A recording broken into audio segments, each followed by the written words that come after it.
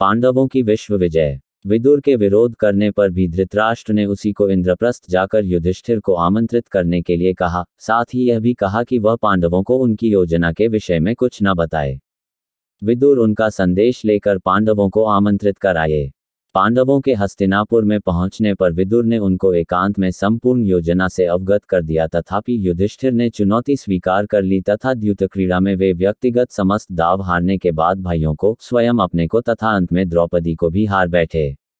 विदुर ने कहा कि अपने आप को दांव पर हारने के बाद युधिष्ठिर द्रौपदी को दांव पर लगाने के अधिकारी नहीं रह जाते, किंतु धृतराष्ट्र ने प्रतिकामी नामक सेवक को द्रौपदी को वहां ले आने के लिए भेजा। द्रौपदी ने उससे यही प्रश्न किया कि धर्मपुत्र ने पहले कौन सा दांव हारा है, स्वयं अपना अथवा द्रौपदी का।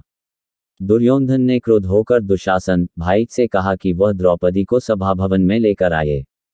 युधिष्ठिर ने गुप्त रूप से एक विश्वस्त सेवक को द्रौपदी के पास भेजा कि यद्यपि वह रजस्वला है तथा एक वस्त्र में है, वह वैसी ही उठकर चली आए। सभा में पूज्य वर्ग के सामने उसका उस दशा में कलते हुए पहुंचना दुर्योधन आदि के पापों को व्यक्त करने के लिए पर्याप्त होगा।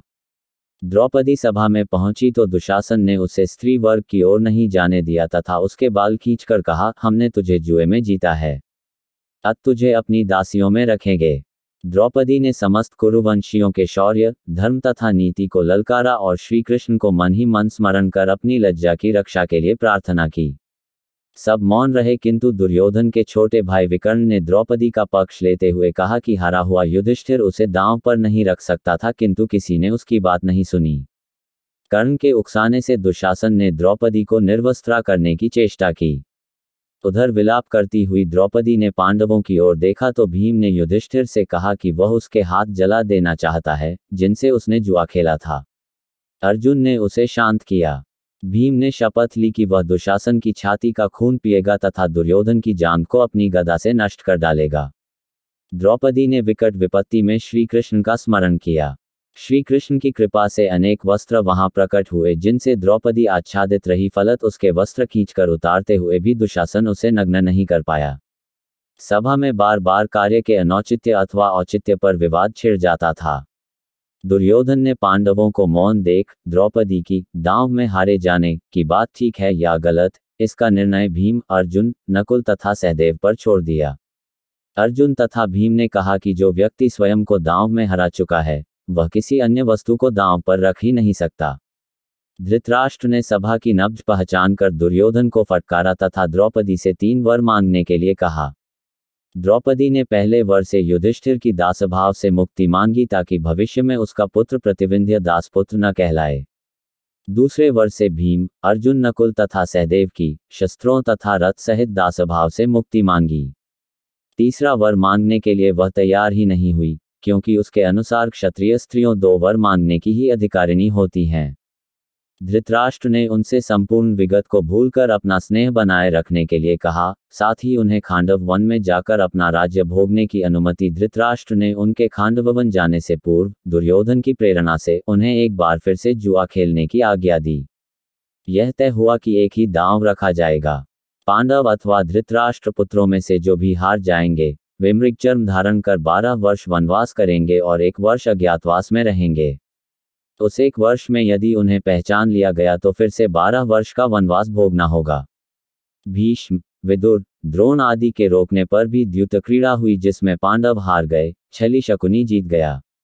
वनगमन से पूर्व पांडवों ने शपथ ली कि वे समस्त शत्रुओं का नाश करके ही चैन की सांस लेंगे।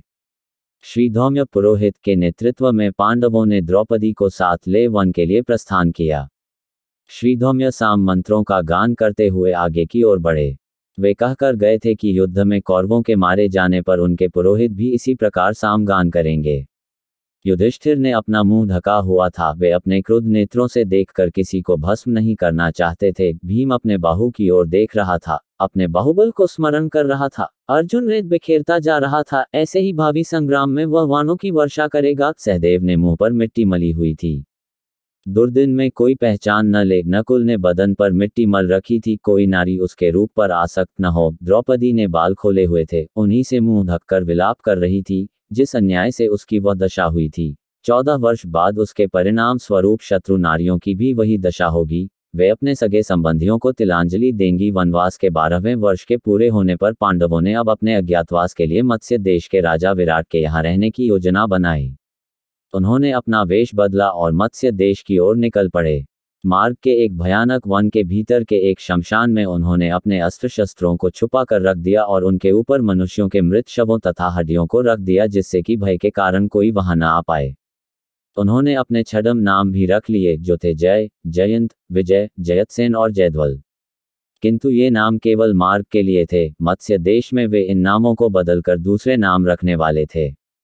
राजा विराट के दरबार में पहुंचकर युधिष्ठिर ने कहा, हे राजन, मैं व्याघ्रपाद गोत्र में उत्पन्न हुआ हूं तथा मेरा नाम कंक है। मैं द्यूत विद्या में निपुण हूं। आपके पास आपकी सेवा करने की कामना लेकर उपस्थित हुआ हूं।